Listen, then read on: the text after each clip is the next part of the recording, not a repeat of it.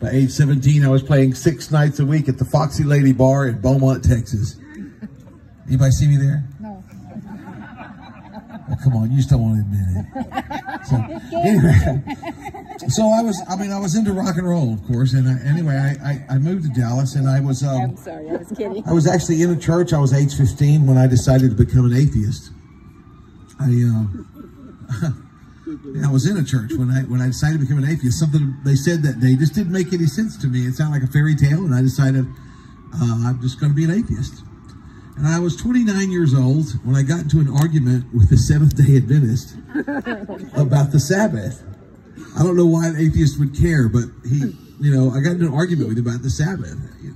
Even an atheist knows the Sabbath is on Sunday. What is wrong with you?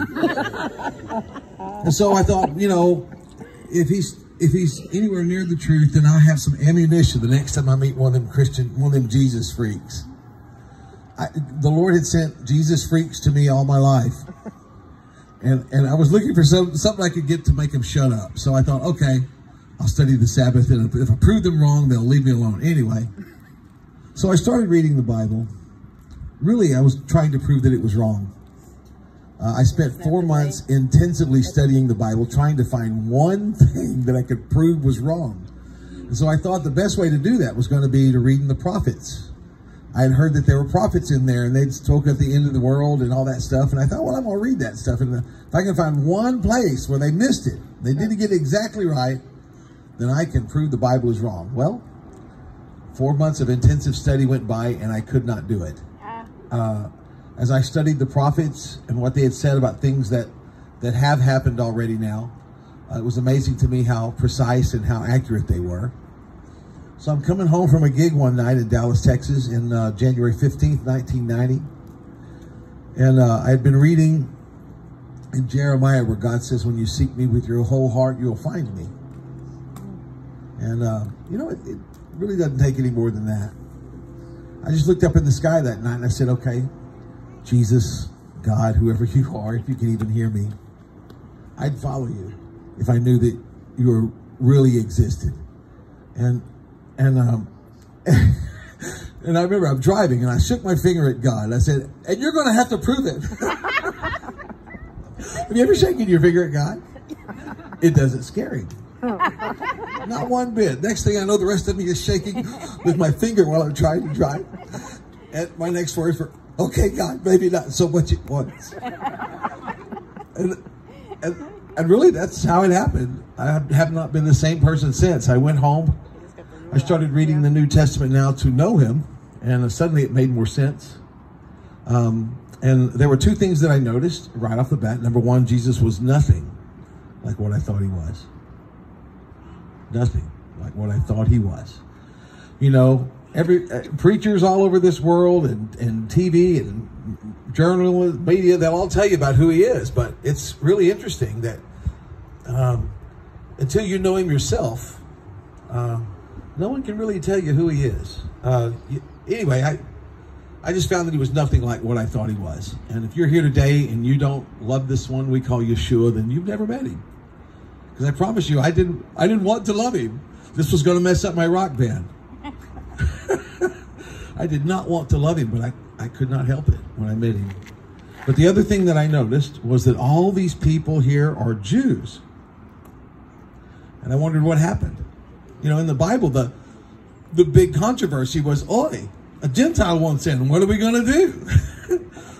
Does he have to become Jewish? Do we make him get circumcised? What are we going to do? A Gentile wants in. Oi! That was the big controversy. My, how things have flipped today now, right? Jewish people think that Jews don't believe in Jesus. Well, none of us would have heard of him if that was true. So, anyways, I don't know, something about finding out, what had happened. I wondered where did all the Jews go, and I just started randomly calling churches and asking them if they have a lot of Jews there. And I found one pastor who told me about a place called Baruch Hashem, a Messianic Jewish congregation, and I walked in there. My band had just been nominated for Best Rock Band in Dallas. I'd written the theme song for the Texas Rangers baseball team, and everything's going great for me. And I listened to this music, and it was a woman who couldn't tune her violin, with a woman who couldn't play bar chords on a guitar and a rabbi who couldn't sing. But I couldn't stop weeping. It was just beautiful to worship God, you know. There was something that was so beautiful about that sound that my ears were going, oh.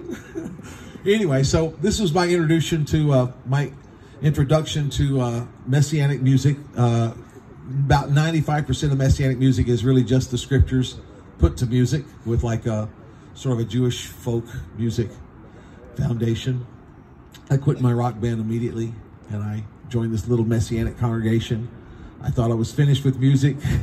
I started writing songs just for my little group, and over the years this kind of music started getting popular in churches, and I signed with a Sony label in 2002 for 8 years. And anyway, I've written a bunch of songs that get used in a lot of Messianic congregations. Churches don't usually understand, but I'm popular in Messianic congregations, so whatever. Anyway, we're all one body, but I do believe that God's called me specifically to reach the Jewish people with the good news so that some of them might be saved. Amen. And so you'll find that all my songs come from the scriptures, and they're generally songs about how God's still reaching out, still calling Jacob back. So this first song I'd like to play with you. Oh, by the way, everybody, this beautiful young man here is my son, Alex. We used to tour together. We toured together for a year back in 2008, and so he's still really good. He can pick it up without even practicing.